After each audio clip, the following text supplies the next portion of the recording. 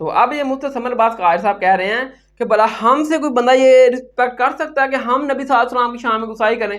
حال کے اندر میرا ایک کلپ جو کسی جگہ پر میں نے چند مواقعوں پر اس کو بیان کیا بطور مفہوم و خلاصہ، اس کو لے کر کے بعض حضرات نے اور ایک شخص نے بالخصوص اس نے کہا کہ یہ حدیث ہی نہیں ہے اور یہ بےہودہ ہے فلاں فلاں۔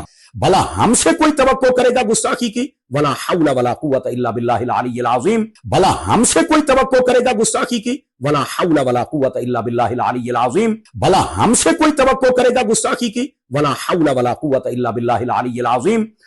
یعنی کہ مفتی ثمر عباس قادری کہنا کہ ہم بریلوی ہیں، ہم تو محفل میلاد منانے والے ہیں، اور ہم سے بھلا کوئی ڈیمانڈ کر سکتا ہے کہ ہم نبی صلی اللہ علیہ وسلم کی گستاخی کریں گے؟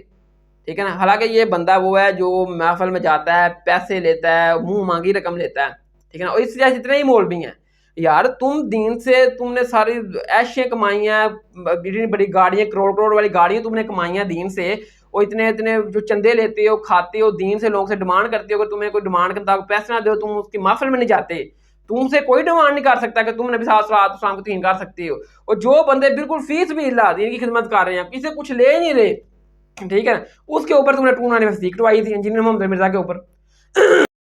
نبی پاک علیہ السلام نے فرمایا منافق اس بکری کی طرح ہوتا ہے جو ریوڑ کے ہر بکرے کو خوش رکھتی ہے، اپنا چسکا بھی پورا رکھتی ہے، اس لیے وہ جتنے بکرے ہوتے ہیں وہ اس کی فیور میں ہوتے ہیں، اور پھر وہ بکرے سارے پتہ کیا کہتے ہیں؟ یہ بہت اچھی ہے، اس کی طبیعت میں انتشار نہیں ہے، بہت اچھی ہے، یہ سب کو ساتھ لے کے چلتی ہے۔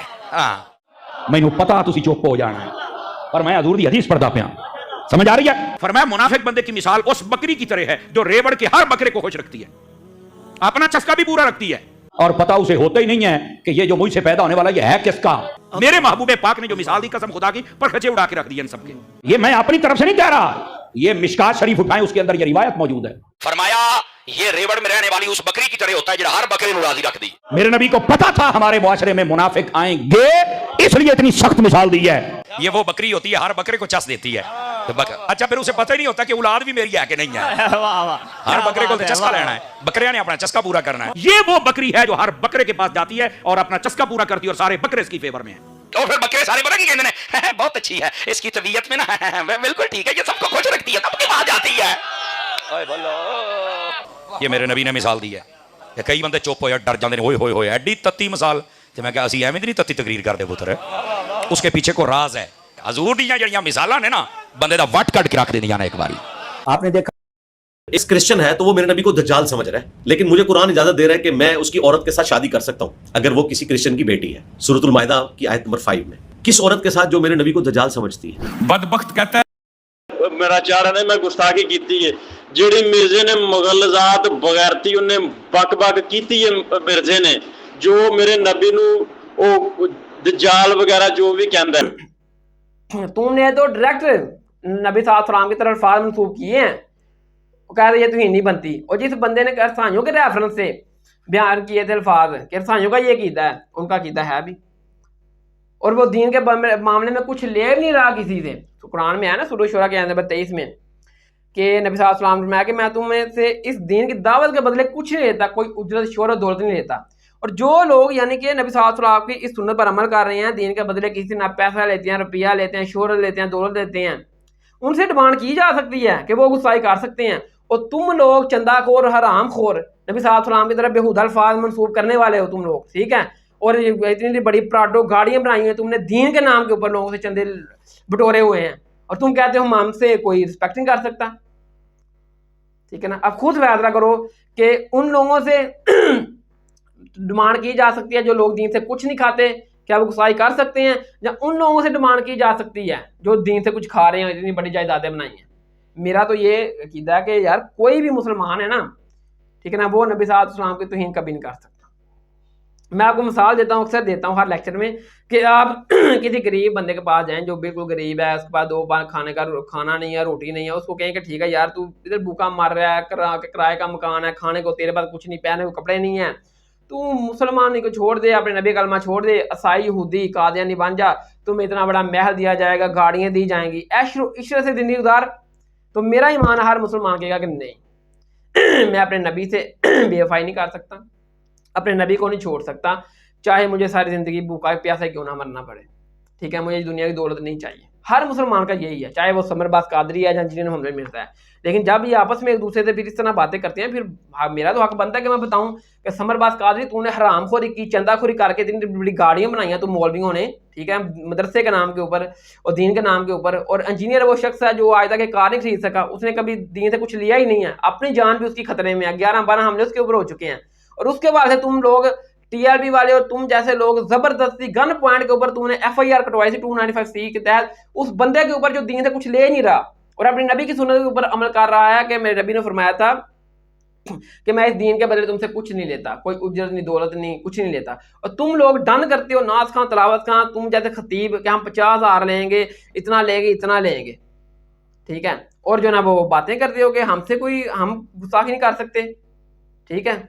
حال کے اندر میرا ایک کلپ جو کسی جگہ پر میں نے چند مواقعوں پر اس کو بیان کیا بطور مفہوم و خلاصہ, اس کو لے کر کے بعض حضرات نے اور ایک شخص نے بالخصوص اس نے کہا کہ یہ حدیث ہی نہیں ہے اور یہ بےہودہ ہے فلاں فلاں.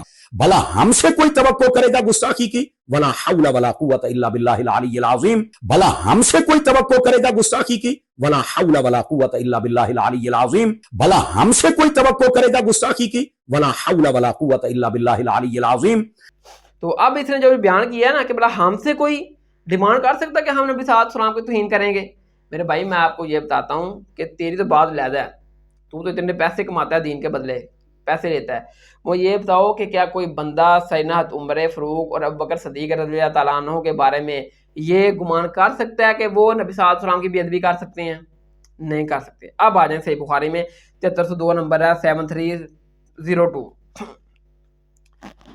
ابن ابی ملائکہ بیان کرتے ہیں کہ قریب تھا کہ اس امت کے 2 بہترین لوگ ہلاک ہو جاتے ہیں. کون؟ ابو بکر اور عمر. کیوں؟ وہ کہتے ہیں کہ نبی صلی اللہ علیہ وسلم کے پاس ایک وفد آیا, ایک قبیلہ آیا, گروہ آیا, تو نبی صلی اللہ علیہ وسلم نے اس کا ایک سردار بنانا چاہا, تو آپ نے مشورہ لیا ابو بکر اور عمر سے کہ کس کو بنائیں.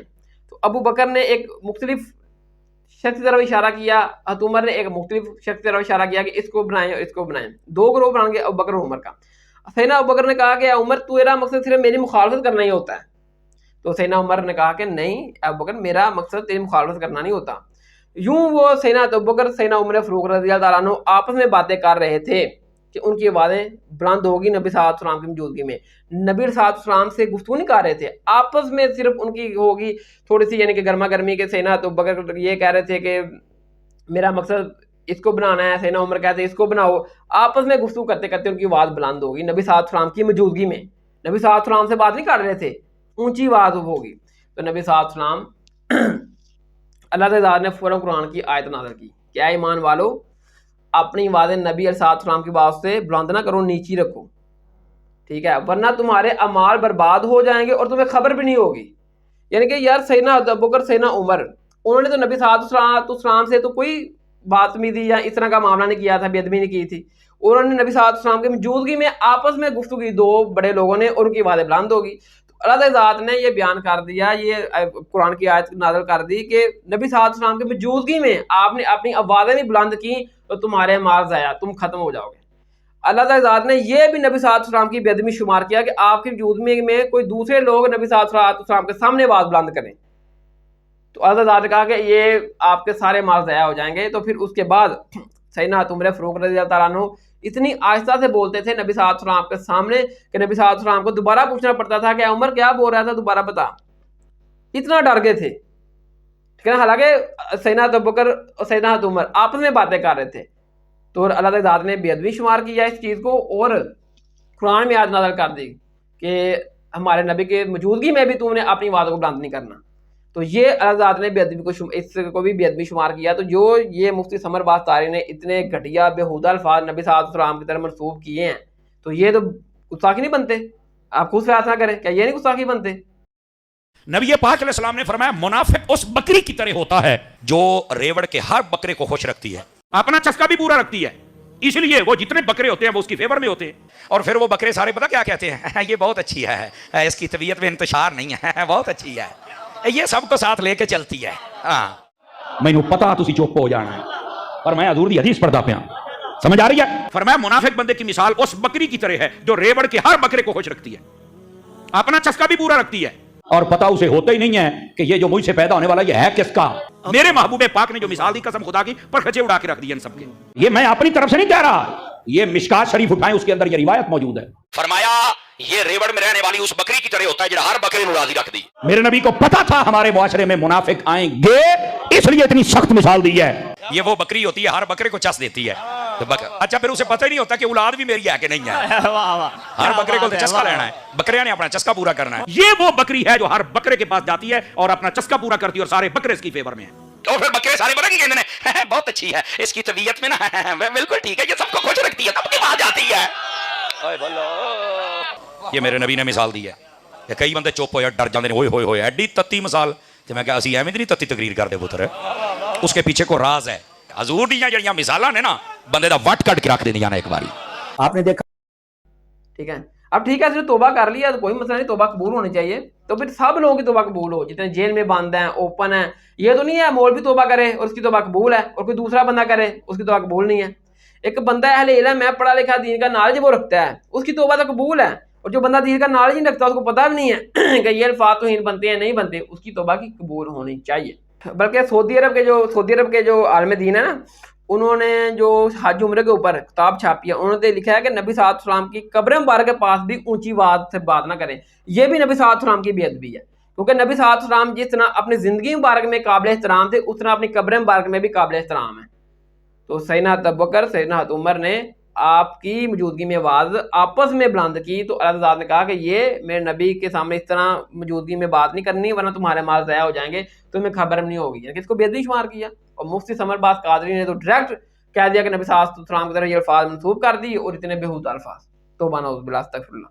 अब जो है नजरियाती कौंसिल के जो चेयरमैन है मुफ्ती रागन नईमी साहब ने फतवा लिखा कि जी ठीक है, ये अल्फाज जो है ना ये मुख्तलिफ बाबों किताबों से साबित हैं, लेकिन ये गुस्ताखी नहीं बनते। मेरे भाई, अगर तुम्हारे बाबों ने कुछ चीज़ें लिखी हैं इन किताबों में और गुस्ताखी नहीं बनती, तुम उसके ऊपर डट जाओ कि ये अल्फाज जो ना गुस्ताखी नहीं है, हमारे बुजुर्ग बाबों ने लिखे हैं, फिर रजू किस बात का। ये तोबा कर ले, तोबा तो होती है गलती की, गुनाह की। अगर तुम सुनते हो ये जो हमारे बुजुर्ग बाबे हैं, इन्होंने जो अपने नाम लिखे हैं उसमें मुफ्ती आमिर खान नईमी, मुल्ला अली कारी, ठीक है ना, और दीगर जो आपने नाम लिखे हैं, कहा कि इन किताबों में ये तफसीर अपना मौजूद है, और तुम कहते हो कि ये गुस्ताखी नहीं बनती। हालांकि मुफ्ती समर बास ने कहा है कि डायरेक्ट उसने कहा कि नबी सल्लल्लाहु अलैहि वसल्लम का ये फरमान है, ये बहुत अल्फाज इस्तेमाल किए, और बाद में उसने कहा कि नहीं, मैंने मफ़हूम तशरीह के तौर पर ये अल्फाज बयान किए हैं। ठीक है, तो अगर तुम कहते हो कि ये गुस्ताखी नहीं है, तो इसके ऊपर डट जाओ कि हमारे बुजुर्गों ने ये तफसीर किया है, बिल्कुल सही किया। या बोलो कि हमारे बुजुर्ग बाबे भी गलत थे सारे इस मामले में।